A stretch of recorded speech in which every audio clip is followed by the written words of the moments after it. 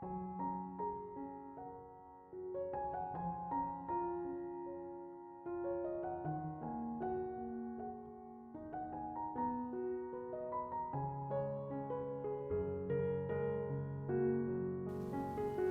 Ibu, Saudara-saudari, adik-adik kaum muda yang terkasih, Shalom, berkah dalam, piye kabare. Semoga Anda semua selalu diberikan rahmat, kesehatan, dan sukacita. Hari ini gereja merayakan pesta Yesus menampakkan kemuliaannya. Kita siapkan hati kita untuk mendengarkan firman Tuhan. Tuhan bersamamu dan bersama rohmu. Inilah Injil Yesus Kristus menurut Santo Matius, dimuliakanlah Tuhan.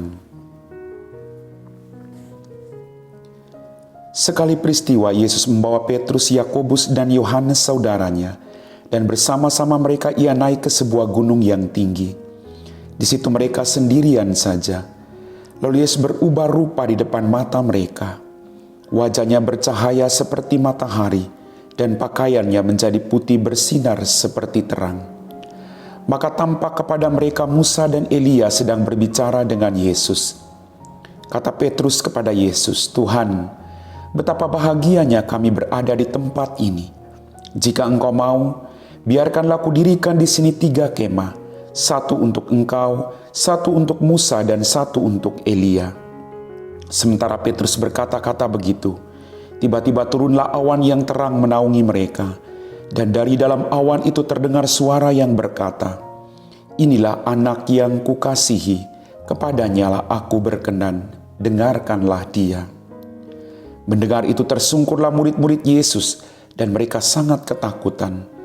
Lalu Yesus datang kepada mereka. Ia menyentuh mereka sambil berkata, "Berdirilah, jangan takut." Dan ketika mengangkat kepala, mereka tidak melihat seorang pun kecuali Yesus seorang diri. Pada waktu mereka turun dari gunung, Yesus berpesan kepada mereka, "Jangan kamu ceritakan penglihatan itu kepada seorang pun sebelum Anak Manusia dibangkitkan dari antara orang mati." Demikianlah sabda Tuhan. Bapak, Ibu, Saudara-saudari, adik-adik kaum muda yang terkasih dalam Tuhan kita Yesus Kristus. Dalam peristiwa pada hari ini Yesus menampakkan kemuliaannya. Para murid dibawa ke atas Gunung Tabor. Di gunung kita semua tahu pasti suasananya sepi, penuh dengan kedamaian, penuh dengan suara-suara yang menenangkan hati kita. Kita diajak untuk mencapai itu dalam kehidupan kita. Kita diajak untuk senantiasa memberikan hidup kita, mendengarkan Allah di balik setiap kesibukan-kesibukan yang terjadi dalam kehidupan kita. Mampukah kita mencari Allah di balik setiap kesibukan yang ada dalam kehidupan kita masing-masing? Bapak, Ibu, Saudara-saudariku yang terkasih, para murid diajak Yesus pergi ke Gunung Tabor, dan iman mereka semakin bertumbuh ketika mereka melihat Yesus berubah rupa di hadapan mereka. Maka reaksi Petrus pada saat itu, "Tuhan, betapa bahagianya kami berada di tempat ini. Izinkan kami mendirikan kemah." Ketika orang bersama dengan Yesus, ketika orang selalu mengikuti perintahnya, ada damai, ada sukacita, ada kebahagiaan, sekalipun tantangan tetap ada dalam kehidupan kita.